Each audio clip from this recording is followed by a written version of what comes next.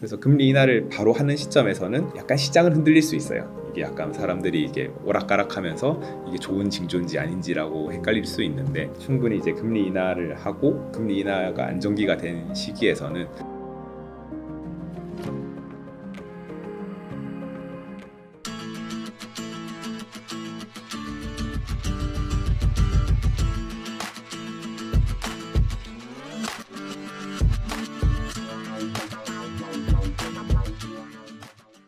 안녕하세요. 저는 블루엑스 표상록 대표라고 합니다.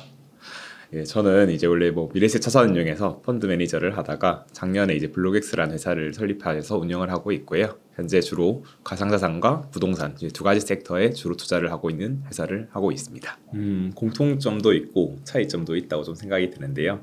일단 기본적으로는 좀 다르기 때문에 좀 자산 배분에 효과를 낼 수 있지 않나 생각이 듭니다. 그렇기 때문에 저희 회사 같은 경우도 이제 이런 가상자산 같은 경우는 조금은 위험성이 지만 변동성이 높고 업사이드가 있고, 대신에 이제 부동산 같은 경우는 좀 안정적이지만은 이제 좀 꾸준히 흘러갈 수 있는 캐시플로우를 만들 수 있고, 그런 것 때문에 좀 이제 차이점은 있다고 생각이 들고요.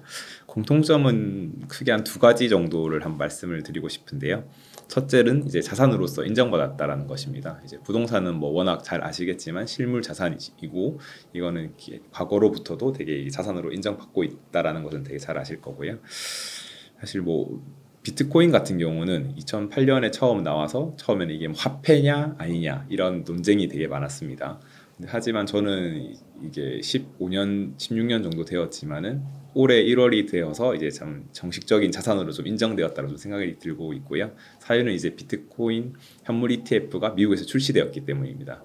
이제 세계 1위 나라에서 승인을 했고, 이제 그거 같은 경우는 이제 그쪽에서의 신뢰를 부여를 해줬다라는 또 뜻이 될 수 있지 않습니까? 때문에 이런 자산으로서의 가치가 충분히 인정되고 있다라는 점이 이제 비트코인과 부동산의 이제 첫 번째 공통점이라고 할 수 있고요.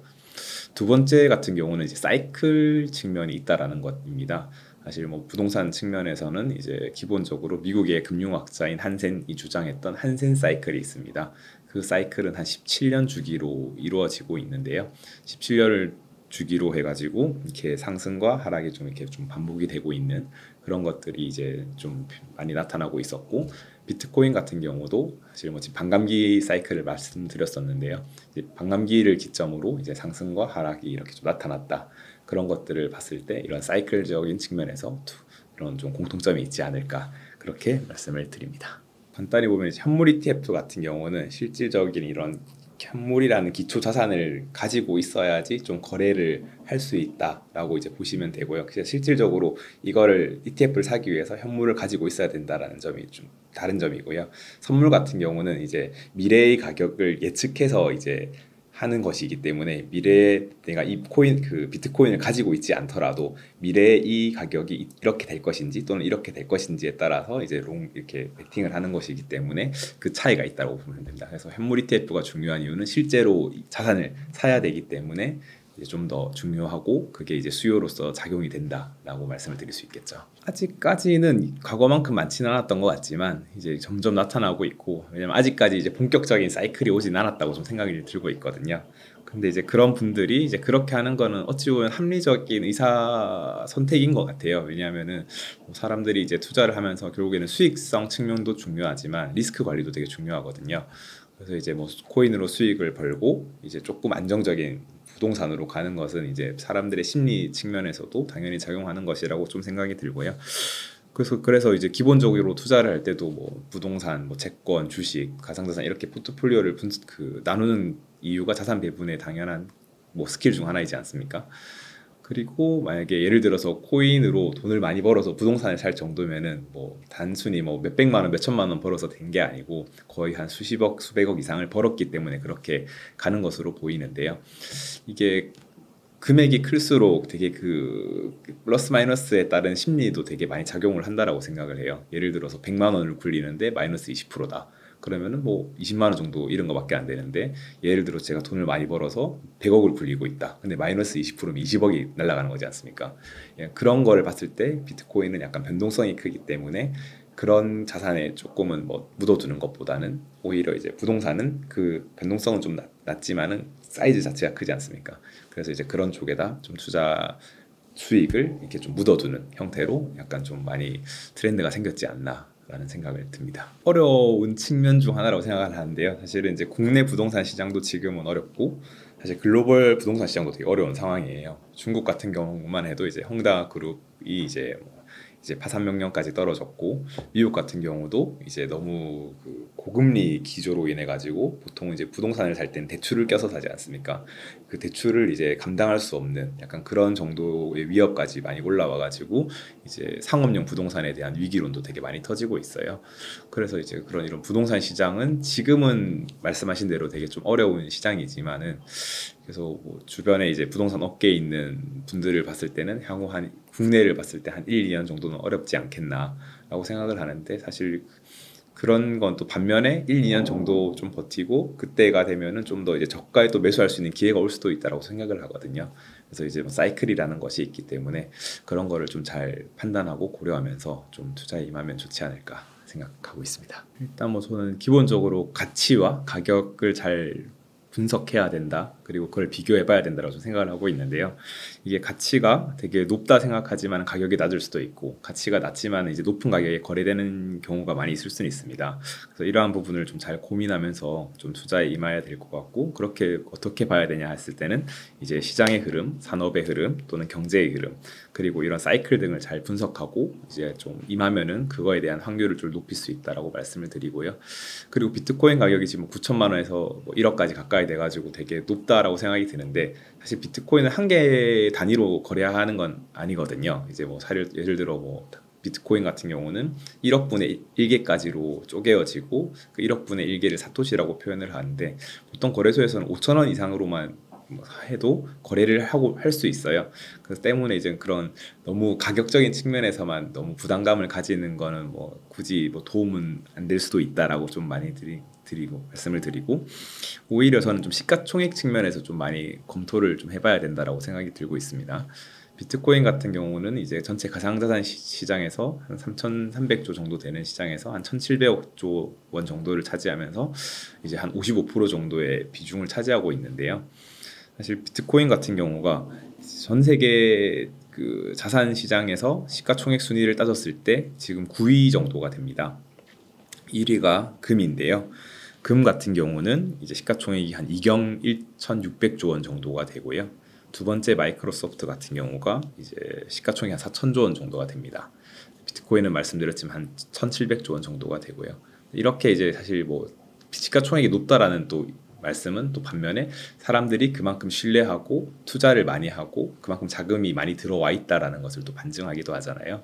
그래서 이러한 흐름들, 시대의 흐름을 좀 잘 지켜보면서 투자를 하면은 이제 이런 너무 비트코인 가격이 9천만 원, 1억이라서 부담스러워 이렇기보다는 이렇게 해서 애들이 가치가 생기고 있고 신뢰가 생기고 있구나, 이런 것을 좀 한번 느껴보시면 좋지 않을까 생각합니다.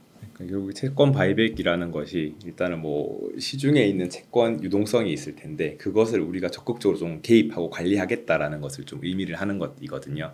그래서 이제 뭐 기존에 뭐 만기가 언제까지 있었던 것들을 뭐 이걸 좀 더 늘려서 다시 재구매를 한다든지, 또는 만기가 이 정도였는데 조금 다른 가격으로 다시 좀 재매입을 한다든지 하는데, 그 규모가 이제 아까 말씀드렸지만 150억 달러 정도 되거든요. 그래서 한 번에 150억 달러를 하는 게 아니고 9차례에 걸쳐서 한 번 할 때마다 한 20억 달러 정도씩 해서 하고, 그다음에 적게는 한 10억 달러 정도까지 하겠다라고 하는데, 이게 사실은 뭐 다시 국채를 뭐 이렇게 좀 새로 뭐 리파이낸싱 하는 것처럼 느껴질 수도 있고, 이거를 이제 또 시중은행이 국채를 매입한 시중은행들이 있을 경우에는 그걸 통해서 은행 같은 경우는 또 시장 참여자 또는 개인들에게 다시 대출을 해줄 수도 있는 약간 유동성의 창구로도 활용이 될 수가 있어요.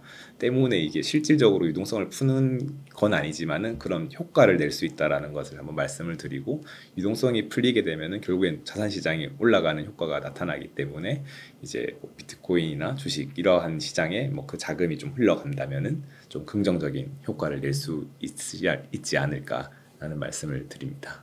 저 이제 뭐 실질적으로 막 우리가 유동성을 푼다라고 정책적으로 한 건 아니지만은 이제 아까 말씀드렸다시피 이렇게 좀 간접적으로 이제 유동성이 좀 풀리는 효과가 날 수 있다로 이해하시면 될 것 같습니다. 지난 4월 말 5월 초에 있었던 FOMC에서도 이제 금리 인하에 대한 이야기가 있었는데요. 원래 뭐 연초까지만 해도 한 3차례 금리 인하를 하겠다라고 이제 의지가 있었으나 실제 이제 고용 데이터나 물가 데이터가 좋지 않게 나오면서 올해는 1회 또는 2회밖에 못할 것 같다라는 이제 이야기를 점점 많이 하고 있고, 대신에 이제 한 3분기 내에는 한번 인하는 있을 것 같다라고 이번 최근 FOMC에서 이야기를 했어요. 그래서 아마 3분기면은 뭐 한 7월에서 9월 사이일 텐데요. 이제 그 사이 시기에 이제 좀 잘 맞춰서 좀 금리 인하는 한 번쯤은 있을 것 같고, 사실 금리 인하를 하면은 당시에는 이제 금리 인하를 하는 게 사실 또 경기 침체의 전조가 있기 때문에 금리 인하를 하는 경우가 또 많거든요. 과거 데이터를 봤을 때. 그래서 금리 인하를 바로 하는 시점에서는 약간 시장을 흔들릴 수 있어요. 이게 약간 사람들이 이게 오락가락하면서 이게 좋은 징조인지 아닌지라고 헷갈릴 수 있는데, 충분히 이제 금리 인하를 하고 금리 인하가 안정기가 된 시기에서는 이제 분명히 자산 시장은 좀 좋아질 것이라 생각이 들고 있고요. 그렇기 때문에 이제 자산으로 인정받는 부동산이나 비트코인 둘 다 이제 금리 인하가 된다면은 좀 중기적, 장기적으로는 가격 인상에 효과가 있지 않을까 생각합니다. 저는 뭐 결론을 먼저 말씀드리면 약간 저는 비트코인에 좀 더 우선시할 것 같고요. 사유는 이제 뭐 전반적인 경제 사이클은 어차피 같이 이제 작용이 되기 때문에 뭐 유사한 흐름을 탈 것이라 생각이 드는데, 말씀드렸지만 이제 사이클의 측면에서는 비트코인은 이제 4년 주기, 부동산은 17년 주기이기 때문에 부동산 한 번 주기가 있을 때 비트코인은 4번의 사이클을 먹을 수가 있어요. 그래서 이 사이클을 잘 이해하고 활용한다면 약간 투자 수익률을 좀 극대화할 수 있다라는 측면이 있기 때문에 저는 이제 비트코인에 좀 더 집중하지 않을까 생각합니다. 그래서 사실 뭐 아까 뭐 부동산과 비트코인 어느 정도 어디에 더 집중할 것인지 말씀을 드린 것은 비트코인이라고 말씀을 드렸는데요.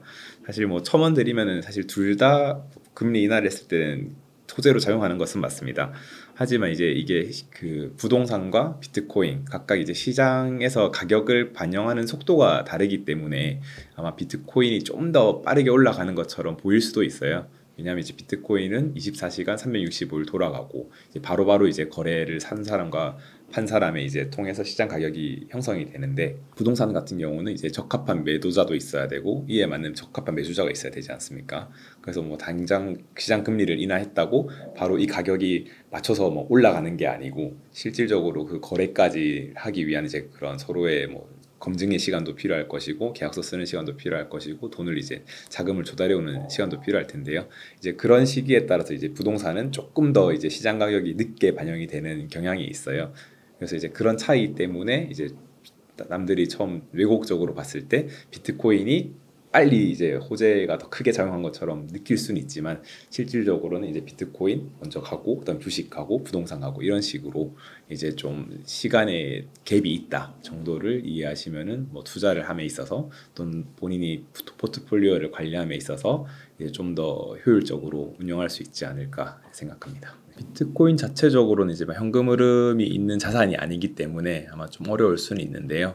뭐 근데 반면에 이제 그런 스테이킹이라는 게 있어요. 업비트에서도 이더리움 스테이킹을 좀 제공을 하고 있는데, 그게 어떤 거냐면은 내가 이제 이더리움 개수를 뭐 예치를 했을 때 그거에 대한 이제 개수를 좀 보상으로 뭐 연간 한 4%에서 5% 정도 이렇게 제공해주는 그런 것들이 있어요.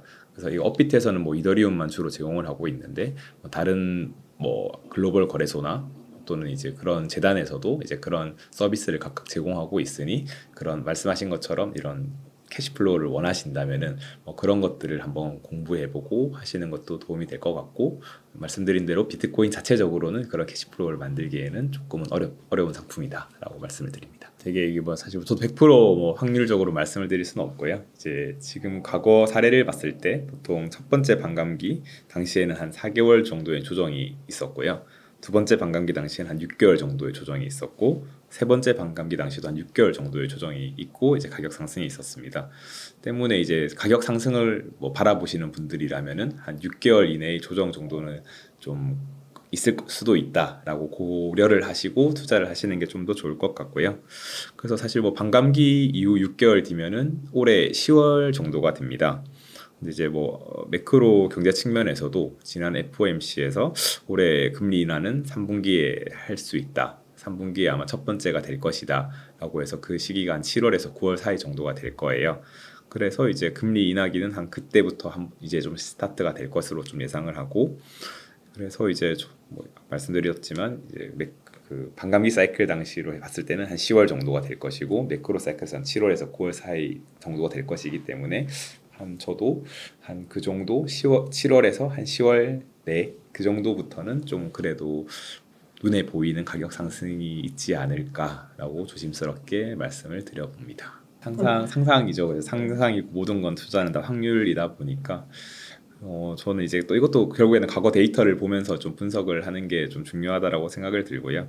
아마 처음에도 말씀드렸지만은 첫 번째 2012년 첫 번째 반감기 당시에는 반감기 가격 대비 고점까지 갔을 때 한 100배, 100.5배 정도 상승을 했었고요. 2016년 두 번째 반감기 당시에는 이제 반감기 당시 가격 대비 한 29.7배, 약 30배 정도 상승을 했었습니다. 세 번째 반감기인 2020년도 당시는 반감기 대비 한 8배 정도 상승을 했었고요. 그래서 사실 보면 처음에는 100배, 그다음에 한 30배, 8배 이렇게 해서 사실 뭐 가격이 상승하는 그 속도는 많이 줄어들고 있는 건 사실입니다. 그렇지만 이제 저는 이런 패턴을 봤을 때 상승하는 것은 맞고 하지만 얼만큼 상승할 것인가가 아마 중요한 포인트라고 생각을 하는데 저는 이제 직전 반감기가 8배 정도였으니까 저는 뭐 적게 봤을 때는 2배, 좀 많이 봤을 때는 한 4, 5배까지 가능하지 않을까 생각을 하고 이번 반감기가 4월 20일에 있었습니다. 4월 20일에 하나로 한 9,480만 원 정도가 됐었거든요. 그래서 이제 9,480만 원 대비해서 2배가 올랐을 때는 얼마인지 그리고 5배가 올랐을 때는 얼마인지를 이제 좀 상상하면 좀 재미있을 것 같고요. 동시에 이제 2023년 연말에 이제 뭐 바네크 또는 뭐 스탠다드 차타드 그 다음에 이런 메사리 등등 이제 크립토 관련된 이제 리포트를 낸 글로벌 금융기관들이 많이 있습니다. 걔네들이 올해 2024년 비트코인 가격을 예측을 했었는데 최소 전망치는 6만 달러였고요. 최대 많이 이제 전망한 곳은 60만 달러 정도가 되었어요. 그래서 되게 갭이 좀 크기는 한데 거의 한 10개 기간 정도에서 예측했던 가격의 평균을 내면은 한 18.3만 달러 정도를 해서 한 2억 4천만 원 정도가 되더라고요. 그래서 일단 이런 금융기관들의 이제 비트코인을 바라보는 시각은 한 올해는 평균적으로 한 2억 4천만 원 정도가 되지 않을까라는 이제 흐름을 알고 있으시면은 이제 좀 뭐 투자를 지금 물리신 분이 만약 계시다면은 그런 걸 좀 보면서 안정감을 찾을 수 있지 않을까라는 좀 생각을 해봅니다.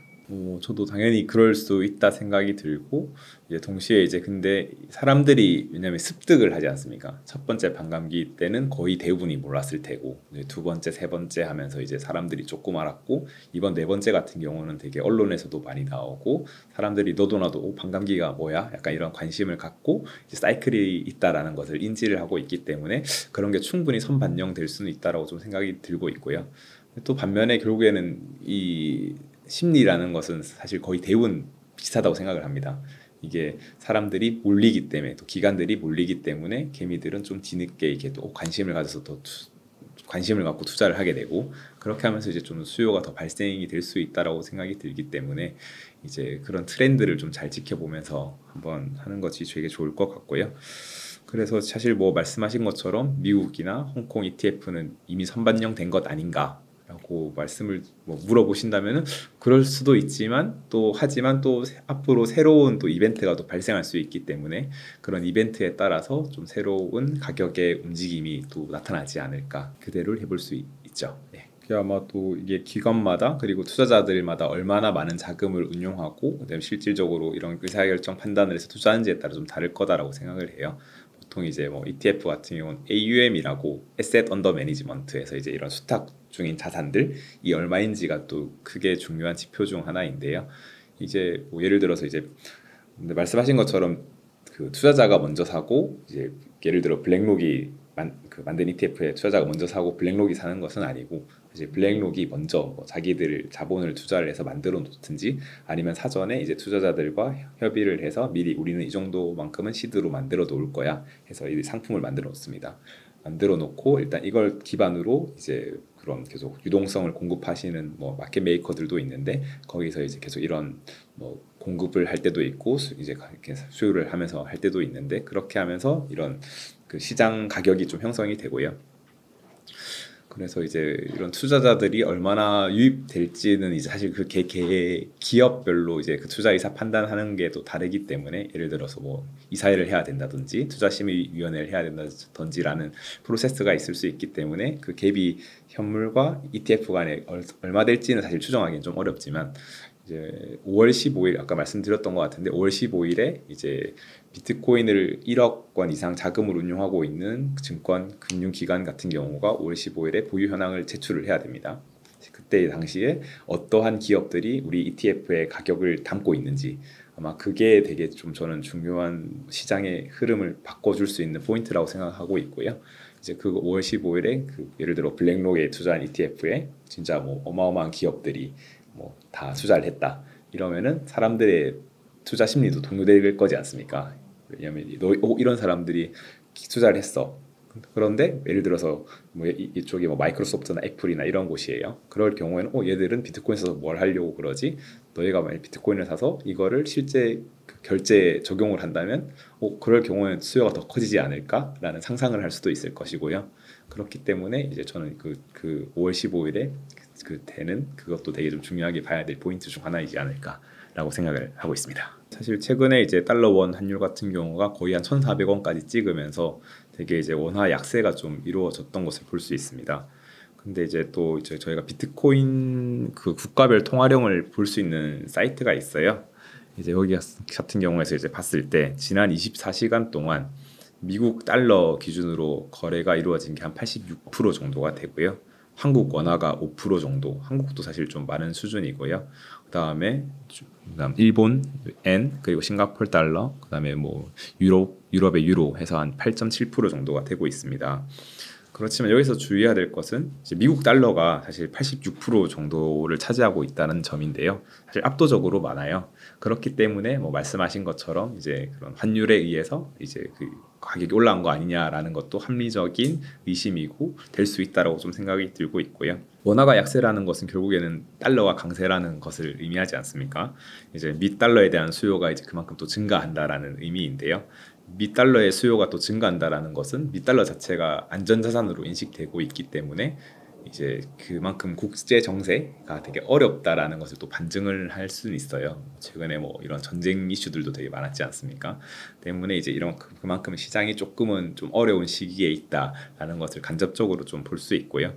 사실 기준금리 차이로 인한 것들도 조금은 영향이 있지 않을까라고 생각을 하고 있습니다. 왜냐하면은 미국 같은 경우가 기준금리가 5.5%이고요. 한국은 지금 3.5%이거든요. 그래서 사실 2% 정도의 가치가 차이가 나는데 그만큼 미국 달러의 가치가 한국 원화보다는 2% 높다라고 볼 수 있는 거예요.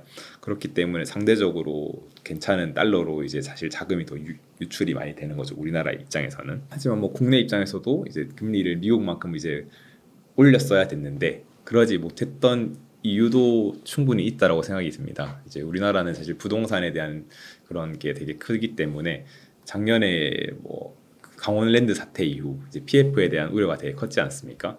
근데 걔네들도 아까 말씀드렸지만 부동산 같은 경우는 주로 대출을 통해서 사업 프로젝트를 진행하는 경우가 많아요.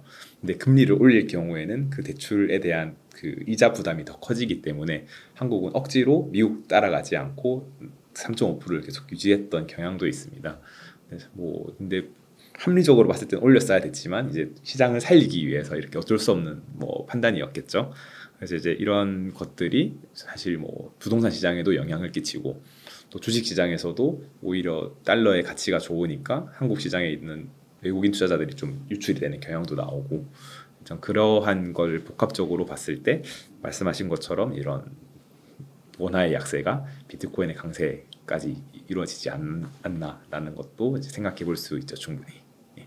지금 뭐 아까 뭐 말씀드렸지만은 아마 저희 일부에서는 이제 추가적인 ETF 자금 유입에 대한 기대감이 있었다. 그리고 두 번째로는 이제 미국 재무부에서 정책한 바이백 정책이 이제 앞으로는 정기적으로 될 것이다. 세 번째로는 이제 11월에 이제 미대선이 있다라고 말씀을 드렸었는데요. 이제 동시에 이제 사실 가상자산 시장에서 좀 새로운 이벤트들이 있으면은 이거는 좀 시장의 활력화 또는 유동성을 불어넣을 수 있다고 생각을 하고 있어요. 그래서 사실 비트코인 ETF가 되게 좀 중요했었지만은 이더리움 ETF도 아직까지는 미국에서 준비를 하고 있습니다. 뭐 잘 아시겠지만 이제 뭐 바네크에서는 5월 23일에 최종 데드라인이 정해져 있고, 그다음에 뭐 지난 5월 7일 같은 경우에는 이제 인베스코 갤럭시 그 이더리움 ETF 같은 경우는 약간 좀 딜레이가 되어서 한 7월 8월 정도에 다시 이제 좀 심사를 하겠다라고 SEC에서 통보를 했고요.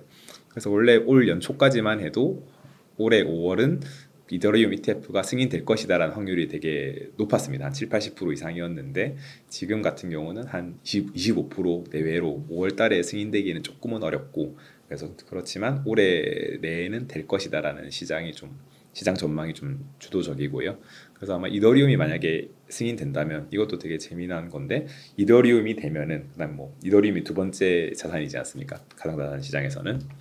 그래서 이제 세 번째, 네 번째, 다섯 번째 ETF도 계속 순차적으로 될 것이고, 그 경우에는 좀 시장이 더 이제 기관 자금도 많이 들어오고 이런 안정성이 좀 더 뒷받침되고, 그리고 투자자 입장에서는 편리함도 좀 더 만들어질 수 있는 것이기 때문에 그게 아마 좀 중요한 포인트 중 하나일 거라 생각이 들고, 추가적으로 또 들으신 분도 있겠지만 유럽에서 미카 법안이라는 것이 좀 시행이 돼요. 올해 6월에 일단 예정인데요. 이 미카 법안 같은 경우가 가상자산에 대한 종합적인 뭐 규율, 그다음에 규제, 그다음 뭐 체계를 정립한 법안입니다. 근데 이제 이렇게 법안이 만들어졌다라는 것은 결국에는 정식 제도권으로 또 인정이 되었다라는 것을 또 의미하기도 하거든요. 아까 전에 제가 뭐 올해 1월에 비트코인 ETF가 승인되면서 자산으로서 인정받았다라고 말씀을 드렸는데, 그것보다도 더 이제 어찌 보면 파급력이 될 수도 있는 거죠. 진짜 얘들은 자산으로서 우리가 법을 만든 것이기 때문에.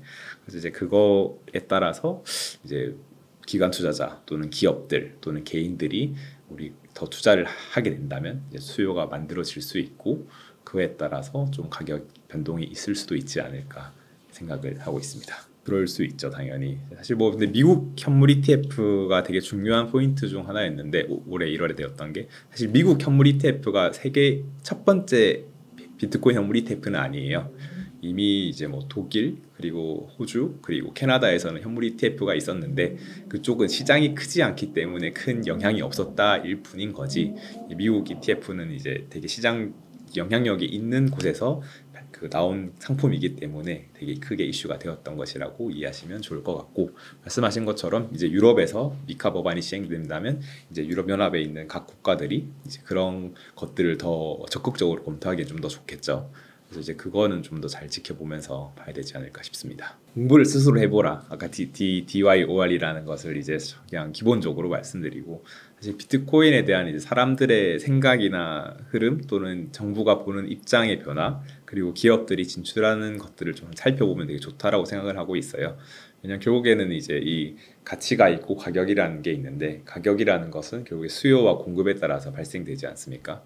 비트코인 같은 경우는 이제 공급은 2,100만 개로 제한이 되어 있고, 결국에는 수요에 따라서 이제 가격이 왔다 갔다 한다라고 보시면 되는데요. 사실 뭐 과거 비트코인을 투자한다라고 하면 이거는 폰지 사기 아니냐, 이거는 내재 가치가 있냐, 실물도 없는데 이걸 우리가 뭐 어떻게 믿고 투자를 해야 된다 하냐라는 되게 그런 퀘스천이 되게 많았어요. 그렇지만 이제 말씀드렸듯이 미국에서 ETF 승인을 했고, 유럽에서 미카 법안도 시행을 하고, 이제 이런 식으로 점점 제도권 내로 들어오고 있다 보니까 얘는 자산으로서는 인정은 받았고, 이제 인정받았기 때문에 그러면 어느 정도의 수요가 더 발생할 것인가를 봐야 되는데, 국가 측면에서는 현재까지는 이제 3개 국가가 이제 비트코인을 법정화폐로 도입을 했어요. 잘 아시겠지만 엘살바도르가 있고, 그다음에 온두라스 경제특구가 있고, 그다음에 중앙 아프리카 공화국이 있고요. 그래서 저는 이러한 움직임은 좀 더 확대될 수도 있다라고 생각을 하고요, 국가 측면에서. 그리고 또 기업 측면에서도 그 가장 많이 가지고 있는 상장 기업은 이제 마이클 세일러가 이끄는 마이크로 스트래티지라는 회사인데요. 걔네들도 약 비트코인을 21만 개 이상 가지고 있습니다. 근데 그뿐만 아니라 뭐 테슬라 또는 이제 뭐 우리 국내 기업 같은 경우 넥슨 같은 경우도 비트코인을 보유하고 있고요. 물론 일본 비이클을 통해서 가지고 있지만은, 그래서 이러한 기업들의 움직임도 점점 있을 것이고, 잘 아시겠지만 또 이제 이런 금융기관들의 움직임은 되게 보이지 않습니까?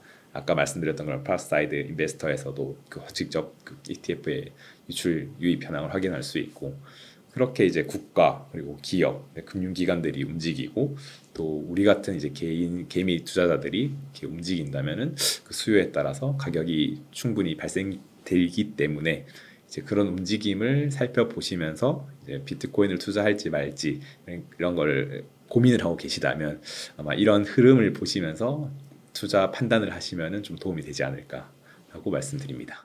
그럼 이제 뭐 저는 뭐 이게 과거 사이클을 봤을 때 이제 반감기 이후가 이제 일반적으로 좀 약간 조정의 시간이 많이 있었거든요. 그래서 일단은 뭐 과거 패턴과는 좀 유사하게 흘러가고 있다라는 점을 좀 볼 수 있고요. 근데 과거 패턴과 좀 달랐던 거는 이제 올해 1월에 비트코인 현물 ETF가 승인되면서 이제 좀 기관들이 들어왔다라는 좀 점이 좀 다를 텐데요. 그래서 이제 항상 뭐 과거가 뭐 미래를 100% 이제 이렇게 뭐 확정적으로 하는 건 아니다 보니까 그러한 것들을 좀 잘 참고하면서 이제 좀 투자에 좀 대응을 하면 좋지 않을까 생각을 하고 있습니다. 이제 지금 보시면은요. 이제 반감기가 과거 한 3번이 있었습니다. 저희가 첫 번째 반감기는요. 2012년 11월 28일에 있었습니다. 당시 12.35달러였었고요. 이후에 이제 뭐 횡보를 한 4개월 정도를 했습니다. 그 이후 그 첫 번째 반감기 1차 상승을 한번 했었는데요. 당시에 이제 266달러까지 가격이 상승을 했어요. 당시가 이제 뭐 반감기 이후 한 5개월 정도 뒤쯤이었는데 이제 반감기 가격 당시 대비 한 21.5배 상승한 것을 볼 수 있었습니다. 그 동시에 이제 그 이후에 이제 이게 최고가로 끝난 것이 아니고 이후에 더 반감기가 지속되면서 이제 그 시장에 따라서 또 가격이 상승이 되었었는데요. 첫 번째 반감기 당시 최고가가 2023년 11월 29일에 있었고 당시 1242달러를 기록하면서 반감기 이제 12.35달러 대비 한 100배 이상 상승한 것을 볼 수 있었습니다. 여기서 볼 수 있는 거는 일단 횡보 기간이 좀 한 4개월, 앞에는 4개월, 뒤에는 8개월 정도 이렇게 좀 지속되었다라는 것을 좀 보시면 좋을 것 같고요. 다음은 두 번째 반감기에 대해서 또 한번 말씀을 드리겠습니다. 두 번째 반감기 같은 경우 2016년 7월 8일에 있었고요. 당시 가격은 665.94달러였습니다. 이후 횡보를 한 6개월 정도를 했고요. 이제 당시에 이제 한번 상승했었던 것이 있었는데 이때 당시 2017년 1월 5일에 1118달러를 기록하면서 한 반감기 대비 한 2배 정도 상승했던 것을 볼 수 있었습니다. 이후 한 4개월 정도 또 횡보를 보이고 이후에는 계속 지속적으로 좀 상승을 했었는데요. 두 번째 반감기 당시 최고가가 한 2017년 12월 27일에 있었고 19,785달러로 이제 반감기 2016년 7월 8일 대비 한 29.7배 상승했던 것을 볼 수 있습니다. 다음은 세 번째 반감기입니다. 이거 가장 뭐 최근의 이야기라서 좀 잘 아시는 분들은 또 아실 수 있을 텐데요. 20년 5월 11일에 세 번째 반감기가 있었고 당시 가격은 8,572달러였습니다. 동시에 횡보를 한 6개월 정도를 했었고 당시 1차 상승이 있었던 가격은 한 2020년 12월 1일쯤인데요. 당시에 이제 한 19,919달러로 반감기 대비 한 2.3배 상승을 했었습니다. 이후에 이제 뭐 가격이 좀 많이 상승을 했었는데요. 당시에 이제 코로나 이후에 유동성 공급에 따라 가지고 좀 가격이 막 좀 지속적으로 그리고 급하게 상승했던 것을 볼 수 있었습니다. 근데 당시 이때 2021년 4월경에 고점을 한번 찍었었는데 이게 사실 최고의 고점은 아니었고 이후 2021년 11월 10일에 68,997달러를 찍으면서 반감기 당시 대비 한 8배 상승하는 가격을 이루었습니다.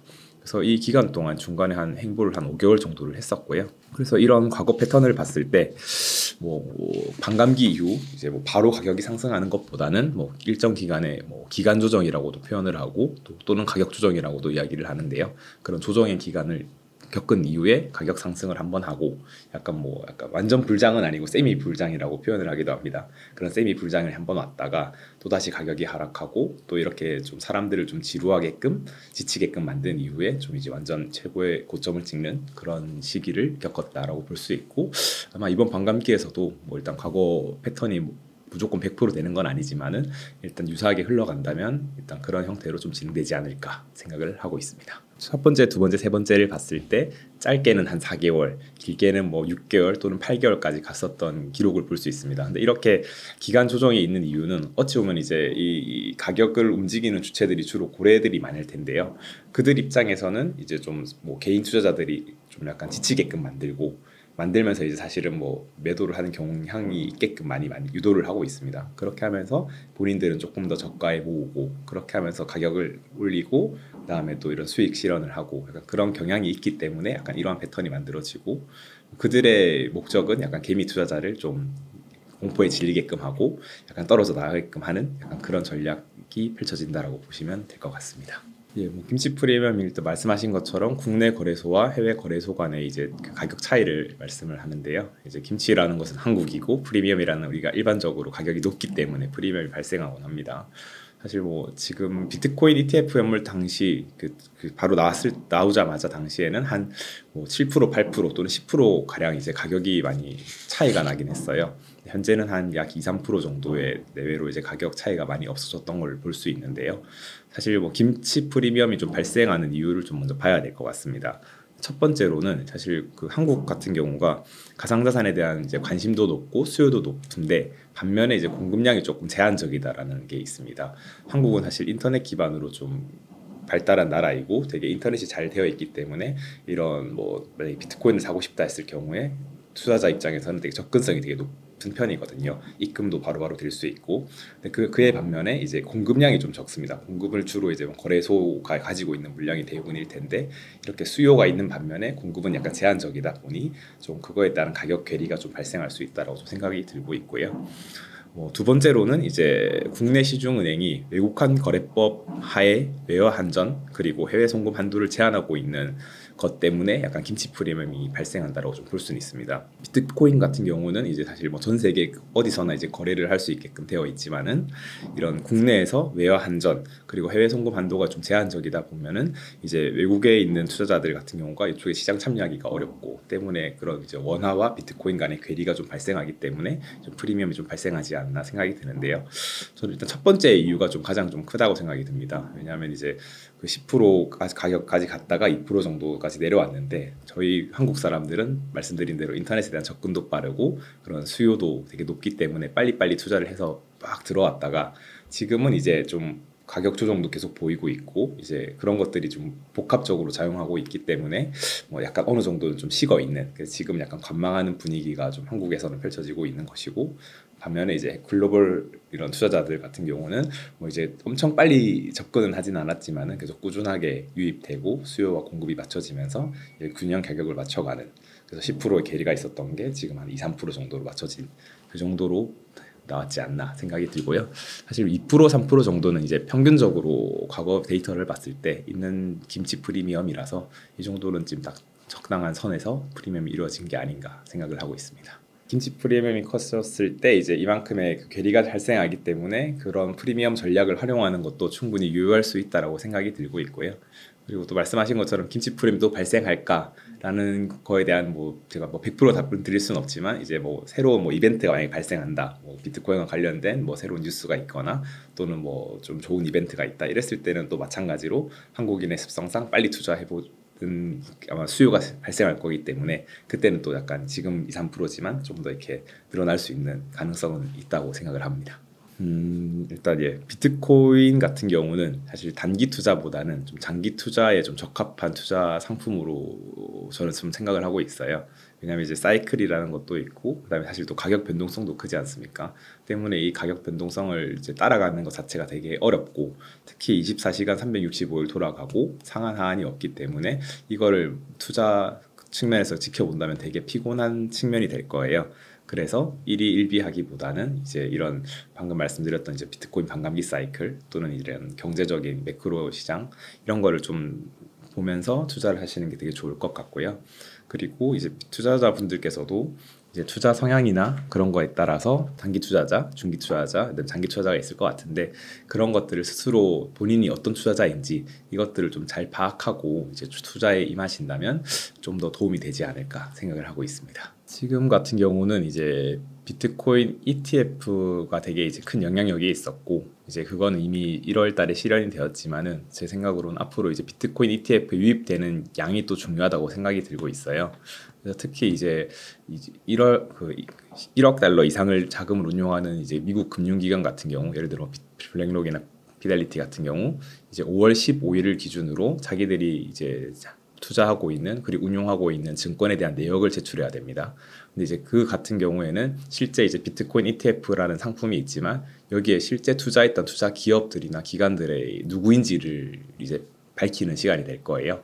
그래서 아마 그때 어떠한 기업들이 이 비트코인 ETF에 실제 투자를 했는지 아마 그거에 따라서 좀 굉장히 좀 시장 영향력이 있을 것으로 판단이 들고, 만약에 거기에 되게 굉장한 그 기관들이 또는 기업들이 투자를 했다라고 하면은 이런 시장의 대중화가 되는 것에 좀 더 가속화되지 않을까라는 것이 일단 첫 번째 말씀을 드리는 것이고요. 그리고 사실 지금까지 비트코인 ETF 출시 이후에 유입된 금액이 한 120억 달러 정도 됩니다. 하나로는 한 16.4조 원 정도인데요. 이게 어찌 보면 크다면 크고 적다면 적은데, 지금 비트코인 시총이 한 1700조 정도이다 보니까 아직 전체 시총에 비해서 1% 이내의 가격 정도만 이제 유입이 된 것이거든요. 그래서 이제 그 흐름을 한번 또 지켜보는 것도 좀 되게 의미 있을 것이라고 생각이 들고요. 아마 그 부분은 이제 저희가 비트코인 ETF 플로우라는 테이블이 있습니다. 이게 파사이드 인베스터에서 제공하고 있는 자료인데요. 이것들에 따라 가지고 한번 좀 잘 지켜보시면서 이제 좀 투자에 임하시면 좋지 않을까 싶고요. 두 번째로는 미국 재무부에서 발표한 바이백 정례화 정책이라는 것이 있습니다. 이게 5월 초에 이제 발표했던 정책인데요. 이게 5월 말부터 그리고 7월까지 이제 총 9차례 통해 가지고 이제 한 150억 달러 규모의 이제 유동성 지원 바이백을 시행한다라고 이제 밝혔습니다. 사실 재무부 같은 경우 2002년 4월을 마지막으로 이런 바이백 정책을 하지 않았었는데요. 이제 실질적으로는 그 시스템이 되는지 안 되는지만 이제 체크를 했었고, 실질적으로 바이백 시행을 안 하다가 이제 22년 만에 시행을 하는 되게 좀 중요한 포인트라고 생각을 하고 있어요. 사실은 이게 왜 하냐면은 팬데믹 사태 이후에 이제 급격히 유동성을 풀었기 때문에 이제 국채 발행이 늘어났고 이걸 좀 관리해야 된다라는 이슈가 22년도에 제기가 되었어요. 22년도에 제기가 되었고 이거를 24년 5월부터 이제 시행을 하겠다라고 밝혔던 포인트라 가지고 이것이 아마 뭐 시장 측면에서는 유동성이 좀 증가되는 효과가 있을 것이기 때문에 이 부분을 좀 잘 살펴보면서 좀 대응하면 좋지 않나 생각이 들고, 세 번째로는 이제 올해 11월에 예정되어 있는 미국 대선이 좀 주요 포인트라고 볼 수 있습니다. 사실 뭐 이게 뭐 대선 때문에 무조건 가격이 오른다 이런 것은 아니지만은 이제 대선이 이제 유권자들을 위해서 좀 새로운 이런 정책들이나 이런 금융적인 정책들을 이제 낼 텐데요. 거기에서 아마 이래도 좀 친화적인 그런 것들을 내면서 아마 그 M2 이제 미국의 통화량이 좀 증가하는 효과를 이제 낼 수 있지 않을까 생각이 들고요. 그리고 트럼프 같은 경우는 이제 좀 원래는 암호화폐에 좀 친화적이지 않은 인물이었는데 이번 정책에서는 만약에 본인이 된다면 암호화폐를 이제 결제 도입하겠다라는 이야기도 했고, 동시에 이제 이런 대선 자금으로 지원 자금으로 암호화폐로 받겠다까지도 이야기를 했어요. 그런 측면에서는 이제 한 되게 11월에 있는 대선도 중요한 포인트가 될 수 있지 않을까 해서 이렇게 한 3가지 정도를 말씀을 드립니다. 일단 뭐 사실 주변에 이제 비트코인 투자하시는 분들이 뭐 스스로 공부해서 하는 경우도 많을 텐데요. 사실은 이제 뉴스를 보면서 비트코인 좋아 보이네, 또는 옆에 있는 사람이 이거 좀 사봐라 했을 때 뭐 사거나, 또는 이제 뭐 유튜브 전문가들이 나와서 사라 했을 때 사는 경우가 많은데, 사실은 이거는 남들이 추천해서 사는 것이고 본인이 스스로 공부하고 사는 건 아니지 않습니까? 때문에 저는 가장 기본적으로 스스로 공부를 하라라고 말씀을 드리고 싶어요. 그래서 이제 뭐 주식 투자를 하셨던 분이나 코인 투자를 하셨던 분 중에는 뭐 DYOR에서 그 Do Your Own Research 해서 스스로 공부하고 찾아보고 분석하고 투자하라라는 이야기가 있어요. 그래서 그거를 좀 가장 기본적으로 해봐라라고 말씀을 드리고, 뭐 그걸 어떻게 해야 되냐 이런 걸 봤을 때는 일단은 뭐 매크로 경제가 어떻게 굴러가는지 이런 것들은 뭐 가상자산 투자자뿐만 아니라 뭐 주식, 부동산, 채권 하시는 분들도 다양하게 있으니까 그분들이 바라보는 시각이 어떠한지 그런 걸 먼저 바라보고, 매크로 시장 공부가 됐으면은 다음은 이제 주식, 가상자산 시장에 대한 좀 더 내려와서 좀 더 깊이 있게 한번 공부를 해보는 시간을 갖고, 또 이제 그다음 더 깊이 들어갔을 때는 개별 코인에 대해서 예를 들어 비트코인 또는 이더리움 또는 뭐 이런 솔라나, 리플 등이 있을 때 이거에 대해서 이제 공부를 하는 시간을 가지고 이제 투자를 하라라고 말씀을 드리고 싶습니다. 그래서 뭐 기본적으로 다시 말씀드리면은 결국에는 스스로 공부하고 투자하라라는 말을 드립니다. 지금 이쪽에 비트코인 ETF 플로우 테이블이라고 있는데요. 이제 이쪽에 보시면은 뭐 세로로는 이제 일자가 있습니다. 일자가 있고 가로로는 이제 IBIT, FBTC 뭐 등등 해가지고 GBTC 그리고 디파이, 토탈 이렇게 있습니다. 이거는 각 회사라고 보시면 돼요. IBIT 같은 경우는 이제 블랙록에서 운영하고 있는 그 비트코인 ETF의 티커이고요. 티커라고 하면은 이제 이 상품의 이제 좀 단축 이런 것이라고 보시면 됩니다. 주로 이제 네 글자, 미국 같은 경우는 네 글자로 이제 주로 되어 있고요.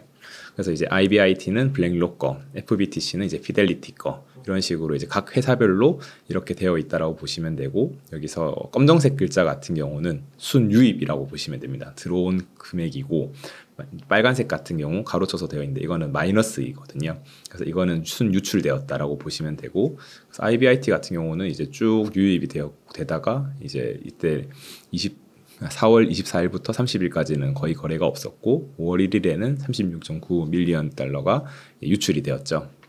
그리고 5월 달에는 다시 이제 순유입으로 좀 전환이 되었던 걸 볼 수 있고요. 그래서 블랙록 같은 경우는 지금 전체 15,475 밀리언 달러가 일단은 순유입되었다라고 보시면 되고요. 이제 이 각각 세로별로 그렇게 회사별로 그 순 토탈 금액을 확인하시면 되고, 이 GBTC 같은 경우가 보시면은 이제 기존의 그레이스케일이라는 비트코인 신탁 상품을 운영하는 회사가 있었습니다.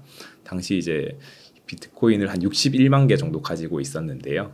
근데 지금 같은 경우는 쭉 순 유출이 되어 가지고 한 28, 9만 개 정도를 가지고 있는 것으로 확인은 됩니다. GBTC 같은 경우 다 빨간색이지 않습니까? 웬만하면 다 빨간색인데 이렇게 빨간색으로 나타난 이유가 얘네들의 수수료가 높습니다. 남들은 한 0.2%, 0.1%, 0.01%, 0.02% 이런 식으로 막 수수료가 좀 되게 낮게 책정이 되어 있는데, GBTC 같은 경우는 한 1.5% 정도의 높은 수수료를 유지하고 있었기 때문에 상대적으로 수수료가 낮은 곳으로 좀 많이 유출이 되어서 이제 GBTC는 주로 많이 빠졌다라고 보시면 되고요.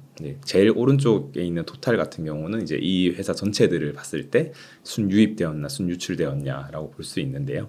주로 3월 달까지는 순유입이 많았습니다. 근데 이제 4월 달에는 좀 더 이제 뭐 이렇게 뭐 수익 실현을 하시는 분들도 있었을 테니까, 그래서 순유출이 조금 많았었고, 5월 달 같은 경우는 이제 좀 이제 유출과 유입이 왔다 갔다 하고 있습니다. 하지만 이제 여기 가로로도 토탈, 세로로도 토탈인 여기를 봤을 때는 현재 이제 11,752 밀리언 달러가 들어왔던 것으로 이해를 할 수 있고요. 현재까지는 순유입이 되고 있다라고 보시면 될 것 같습니다. 이게 파사이드라는 사이트가 있습니다. 그래서 파사이드 인베스터라고 검색하셔도 나오고요. 이제 그렇게 해서 좀 검색을 하면은 이게 하루하루별로 계속 업데이트가 되고 있으니까 참고하시면 될 것 같습니다.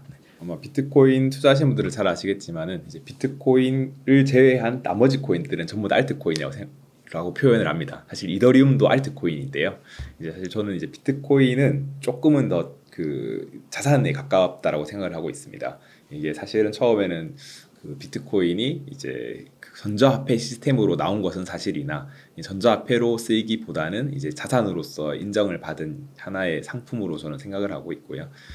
반면에 이더리움 같은 경우는 이제 자산이라기보다는 실제 이제 플랫폼으로서의 기능을 더 많이 하고 있다고 생각을 해요. 실제 이제 유즈 케이스가 있고, 이더리움을 통해서 이더리움을 기반으로 이제 뭐 이런 DApp들이 뭐 계속 나오고, 이거를 실질적으로 활용하면서 이제 가치를 만들어내는, 그래서 이제 블록체인을 활용한 새로운 신기술 또는 새로운 서비스 이런 거를 좀 도전하는 거를 이제 이더리움 플랫폼을 통해서 많이 한다라고 생각을 하고 있고요. 말씀하신 것처럼 이더리움 이외의 알트코인들을 봤을 때는 얘들은 결국엔 또 새로운 시도를 하는 이제 그 프로젝트라고 보시면 되고요. 블록체인 기술을 활용한. 그렇기 때문에 제일 근간은 저는 비트코인이 있다라고 생각을 하고 있고, 이제 그걸 기반으로 블록체인 기술이 있음을 이제 알았으니 이제 이런 이더리움이나 새로운 알트코인들을 통해서 이제 좀 진행이 되고 있다 해서 생각을 하고 있고, 기본적으로 비트코인 맥시멀리스트들도 있고 이더리움 맥시멀리스트들도 있거든요. 서로 상반된 의견을 내고 있어요. 아까 말씀드렸지만 이더리움은 실질적인 유즈 케이스가 있고 서비스도 있고 DApp들도 많이 있는데, 비트코인 너희들은 뭐냐, 아무것도 없지 않냐 라고 하는 게 이제 이더리움 파에서는 그렇게 하고 있고, 비트코인 맥시멀리스트 같은 경우는 뭐 우리는 자산이다, 자산으로서 우리가 좀 상징적이고 비트코인을 통해서 이제 또 새로운 이제 블록체인 기술이나 이런 것들을 활용할 수도 있다 라고 하면서 좀 더 다른 식견을 바라보고 있는데요. 저 같은 경우도 이제 조금은 약간 비트코인에 좀 더 친화적인 저 개인적으로는 그런데요. 각자 근데 모두 다 이제 맞다라고 볼 수도 있고 이제 모두 다 이제 서로 상호 부족한 부분을 상호 보완하면서 이 산업이 더 커가지 않나라고 또 생각도 할 수 있다고 봅니다. 얘들도 마찬가지로 이제 비트코인이 조정을 받고 있는 상태처럼 이제 얘들도 조정을 받고 있고요. 이제 뭐 가격적인 조정도 받고 있고 시간적인 조정도 받고 있고라고 하고 있어요. 이제 보통은 이렇게 좀 지루한 시장 흐름을 보이다가 갑자기 이렇게 올라가는 경향을 띠긴 하는데요.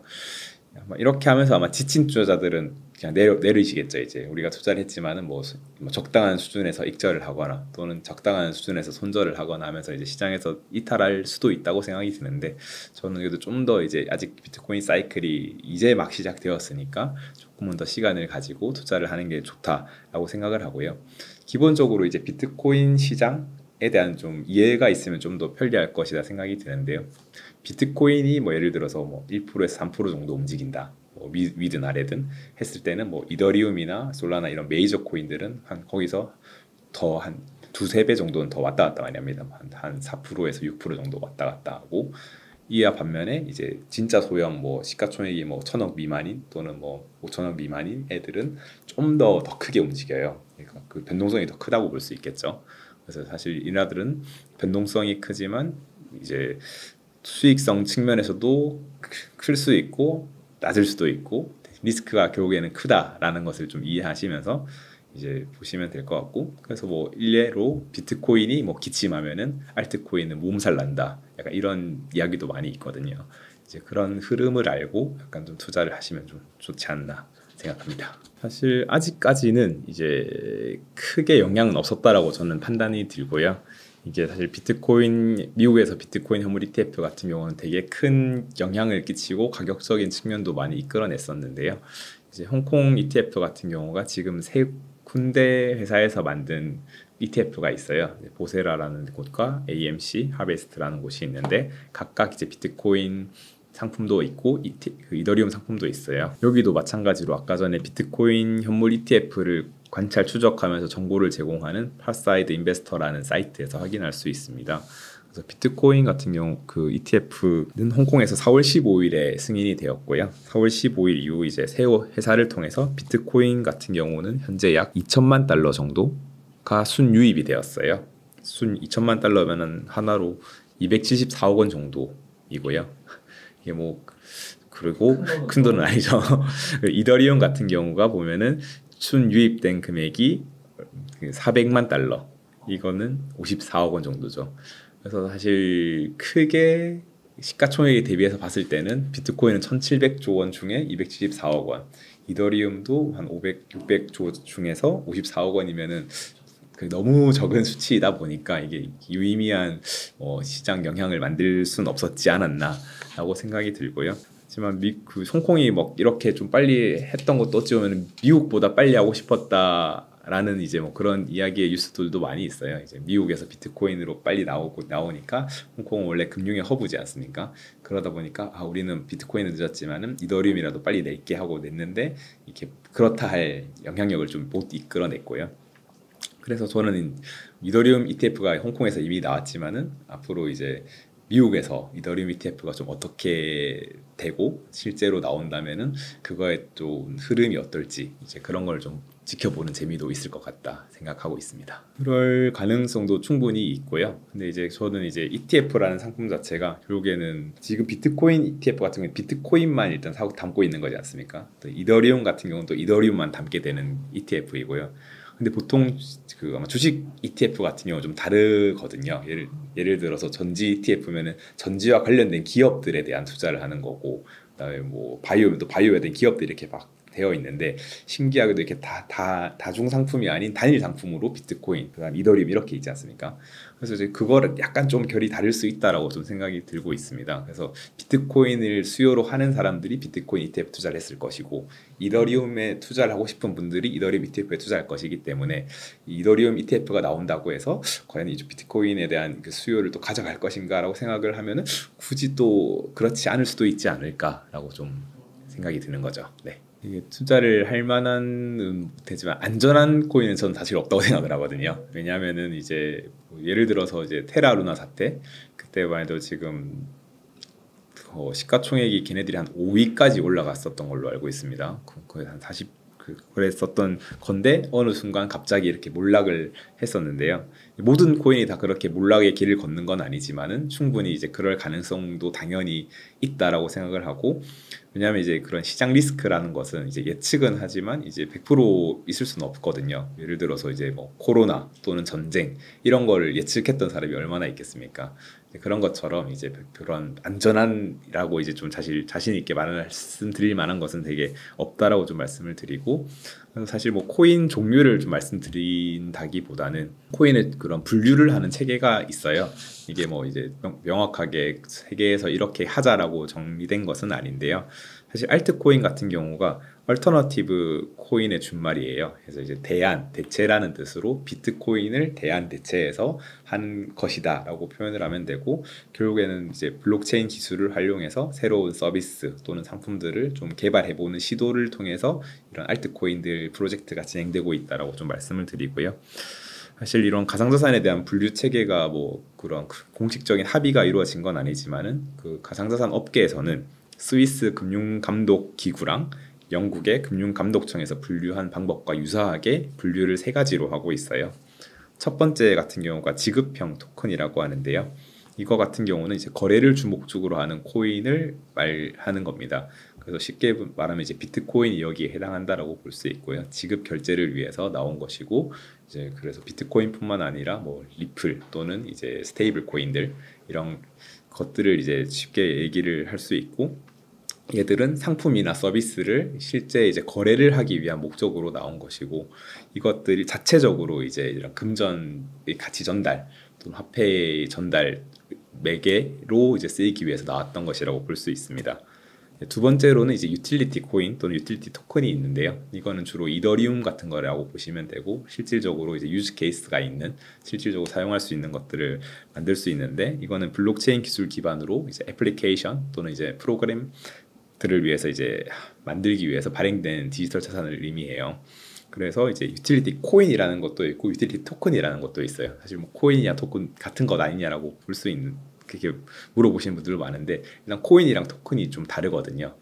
코인이라는 것은 이제 독자적인 블록체인 기술이 있고, 그걸 메인넷이라고 표현하는데, 메인넷에서 자체 블록체인 기술을 통해서 이제 이런 서비스나 이런 기술들, 상품들을 만드는 것이고, 토큰이라고 하는 것은 이런 자체적인 기술은 없습니다. 자체적인 블록체인 기술이 없고, 이런 코인이라는 자체적인 블록체인 기술을 통해서 그 위에서 새로운 서비스나 앱을 이제 제공하는 것을 토큰이라고 하거든요. 그래서 이제 이더리움, 그다음에 뭐 에이다, 이오스 이런 것들은 코인이라고 볼 수 있고요. 그다음에 대부분의 이제 뭐 알트 코인들은 대부분 토큰이라고 좀 보시면 좀 이해하기 쉬울 것이라고 생각하고요. 세 번째로는 이제 분류를 하면 증권형 토큰이라는 것이 있습니다. 이게 그 부동산 또는 동산, 채권 등 해서 이제 실물 자산을 이제 블록체인과 연동해 가지고 이제 그 토큰화한 것이라고 말씀을 드리는데요. 한국에서는 작년 2월, 23년 2월에 이제 금융위원회에서 자본시장법 규율 내 증권형 토큰이라는 것을 이제 허용하기 위해서 이제 그 법안을 좀 이제 명하면서 토큰 증권이라고 명하기도 했었습니다. 그래서 이게 사실 뭐 증권형 토큰이라 불리기도 하고, 뭐 STO라고도 하고, 최근에 미국 같은 경우에서는 RWA라고도 불리기도 하거든요. 그래서 이제 실물 자산과 연동된 토큰들. 그래서 이제 이렇게 세 가지를 크게 유형별로 나눌 수 있고, 이러한 분류하는 방법들을 좀 아시고, 그리고 이 분류법뿐만 아니라 섹터라는 것도 있어요. 섹터 같은 경우도 이제 거래소에서도 섹터를 분류해 둔 채널이 있고, 또는 이제 이런 각 사이트가 있는데, 특히 코인리스트라는 사이트에서는 이제 이런 분류를 좀 잘 해놓았어요. 그래서 뭐 예를 들면은 뭐 DID 섹터, 아니면 NFT 섹터, RWA 섹터, AI 섹터, 또는 뭐 중국과 관련된 섹터, 또는 밈코인과 관련된 섹터, 이런 것들이 있으니까 그런 걸 한번 잘 살펴보시고, 이제 내가 어떤 코인에 투자해야 되겠는지 이것들은 이제 스스로 좀 공부를 해보시면 좀 더 도움이 되지 않을까라고 생각합니다. 사실 그 확인이 되게 어렵죠. 사실 결국엔 뉴스를 통해서 잘 확인할 수밖에 없는데, 이게 그 뉴스가 또 진실인지 아닌지도 확인하기 어렵고, 그리고 만약 이런 뭐 뉴스가 떴다 했을 때 이게 이렇게까지 망할 것인가라고 또 의문을 가지는 경우도 되게 많을 거예요. 사실 테라 루나 사태도 주로 이제 한국인들이 많이 투자를 했기 때문에 뭐 되게 이런 뭔가 얘들이 이상하다라는 징후가 있었지만은 해외에서는 많이 뭐 그냥 매도해서 이제 그냥 적당히 이제 현금화를 했다면, 한국 투자자들은 거의 그냥 계속 그냥 기다렸던 분들이 많으세요. 때문에 한국 거래소랑 해외 거래소 간 이제 김치 프리미엄도 엄청 크게 발생을 했고, 제가 알기로 그때 당시에 어떤 분은 200만 원으로 김치 프리미엄 계속 이렇게 왔다 갔다 해가지고 그걸 거의 한 10억, 20억까지 만드신 분도 있는 것으로 들었거든요. 하여튼 그런 식으로 이런 이벤트가 발생하지만 이게 실질적으로 어떻게 될 것인가라고 판단하는 건 되게 좀 어려운 문제인 것 같고, 하지만 이제 좀 뭔가 리스크가 있다라고 판단하면은 조금은 좀 안정성을 더 추구를 하시면서 좀 원화로 이제 좀 만들어 놓던지, 또 리스크를 해지할 수 있는 방안을 찾는 게 사실은 좀 더 맞다라고 좀 말씀을 드리고 싶습니다. 이게 막 명확하게 있는 거 아닌데, 메이저라고 하면 보통 한 시총 그래도 1위에서 한 2, 30위권 내에 있는 코인들이거든요. 그래서 이제 국내 거래소 같은 경우는 뭐 업비트 또는 빗썸, 뭐 코빗 있는데 해봐야 한 100개에서 200개 또는 많게는 300개 정도의 코인밖에 다루고 있지 않습니다. 근데 실질적으로 전 세계에 이런 비트코인을 포함한 알트코인들이 한 15,000개 이상의 프로젝트가 진행되고 있어요. 그래서 실질적으로 이런 거를 볼 수 있는 사이트는 뭐 코인게코나 코인마켓캡이라는 사이트가 있습니다. 거기에 가서 이제 이런 그런 코인들이 어떤 게 있고, 거기 가서도 이제 섹터가 어떻게 나눠지는지를 또 분류를 좀 해놨거든요. 이제 그런 거를 참고하시면서 이제 보시면 좀 공부하는 데 도움이 되지 않을까 싶습니다. 통은 이제 비트코인 사이클을 좀 공부하시면서 투자를 하면 좋은데요. 비트코인 사이클이라는 게 비트코인 반감기 이후의 사이클도 있지만 도미넌스라는 것이 있어요. 도미넌스라는 게 어떤 거냐면은 이 가상자산 시장에서 이제 비트코인이 차지하는 비율을 이제 비트코인 도미넌스라고 하거든요. 이더리움이면 이더리움 도미넌스겠죠. 그래서 이제 전체 가상자산 시장이 100이라고 치면은 비트코인 같은 경우는 한 55% 정도 되고, 지금 이더리움 같은 경우 한 15, 16% 돼서 둘이 합치면 70% 됩니다. 그래서 두 개의 코인이 70%를 차지하고 있고 15,000개 나머지 애들이 30%를 먹고 있는 거예요. 되게 되게 재밌지 않아요 이게? 예, 엄청나게 그렇게 해서, 그래서 역사적으로 봤을 때는 보통 비트코인이 반감기 당시 이제 고점을 찍고, 도미넌스도 많이 올라갑니다. 도미넌스도 뭐 한 적게는 60%, 많게는 8, 90%까지 올라갔다가 이제 그 당시에 이제 고점을 찍고 이제 도미넌스가 이제 떨어지는 시기가 있어요. 도미넌스가 내려가면서 이제 알트코인들의 가격이 이렇게 올라가는 시기가 있거든요. 그 시기가 이제 길지는 않습니다. 한 3개월에서 4개월 정도. 그 시기가 사실은 알트코인에 투자하기 되게 좋은 시기다라고 말씀을 드리고, 이번 사이클에서는 아직까지는 오지 않았고요. 이제 비트코인이 이제 전 사이클 고점은 넘었지만은 아직까지 뭐 생각하고 있는 고점까지는 안 왔고, 지금 도미넌스도 한 55% 정도이거든요.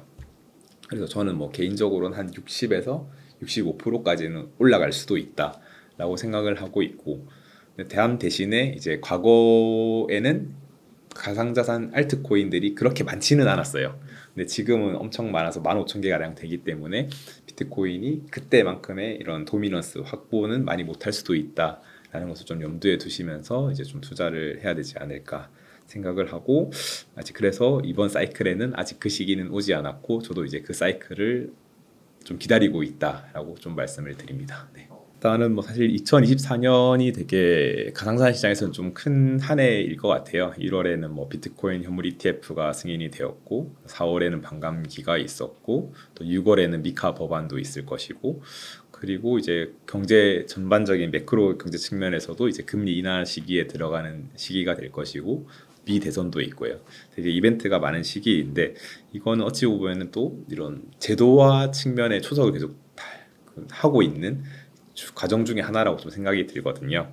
그렇기 때문에 이제 뭐 너무 단기적인 가격에만 일희일비하시면 너무 스트레스를 많이 받으시니까 조금은 약간 편안히 두고 이제 사랑하는 가족들, 친구들과 좀 좋은 시간을 많이 가지면서 투자는 좀 천천히 느긋하게 중장기 사이클을 바라보시면서 투자를 하시면 좋을 것 같고, 말씀드렸지만 이제 스스로 공부를 하고 하는 것이 가장 중요합니다. 뭐 저도 지금 이렇게 뭐 말씀을 드리지만은 이제 저희의 의견들 그리고 뭐 다른 분들 전문가 또는 친구들 의견은 의견으로 들으시고 스스로 이러한 내가 이런 투자를 하는데 합리적으로 의사 판단할 수 있는 스스로의 전략을 만드시는 게 가장 좋지 않을까 생각을 합니다.